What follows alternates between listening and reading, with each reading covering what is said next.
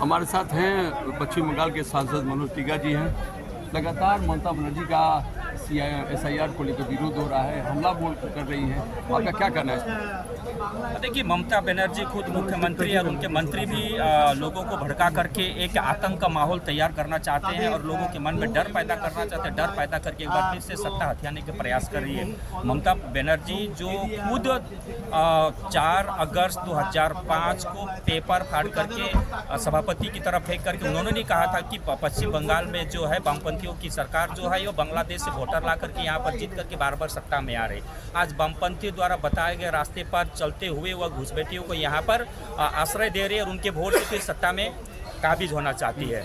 तो हमारे देश का कौन प्रधानमंत्री होगा, हमारे राज्य का कौन मुख्यमंत्री होगा, यह हमारे भारतवर्ष के नागरिकों को तय करने का अधिकार है। बांग्लादेशी घुसपैठिए तय नहीं कर सकते हैं। हम तय करेंगे कि हमारा पश्चिम बंगाल का मुख्यमंत्री कौन होगा। और ममता बनर्जी पूरी तरह से डरी हुई है, इसलिए अनाप शनाप बयान दे रही है। ममता बनर्जी क्यों डरी हुई, क्या लगता है आपको? देखिए, उनके डरने का, क्योंकि 15 साल में उन्होंने किसी भी प्रकार का कोई डेवलपमेंट वर्क जो होना चाहिए तो नहीं किया। आप जाकर के पता लगाए, उनका BGBS होता है, बेंगल ग्लोबल बिजनेस समिट, 15 साल में 15 बार हुआ है, लेकिन एक भी रुपया का वहाँ पर इन्वेस्टमेंट नहीं हुआ है। जितना उन्होंने BGBS में खर्चा किया वो रुपया भी उनको नहीं हुआ था। एक भी वहाँ पर इन्वेस्टमेंट में कोई बड़े उद्योग आया नहीं है।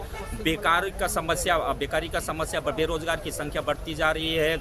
उसके बाद सबसे बड़ा वहाँ पर है जो भ्रष्टाचार इतना बढ़ चुका है कि इसका कोई सीमा नहीं है। बोलते हैं बंगला में कहते हैं लगामहीन, लगाम से माने बाहर हो चुका है भ्रष्टाचार। इसलिए लोग वहाँ पर दुर्नीति, भ्रष्टाचार और बेरोजगारी, उसके बाद किसी भी प्रकार का उद्योग नहीं हो रहा है। माता बहनों का वहाँ पर कोई मान सम्मान नहीं है।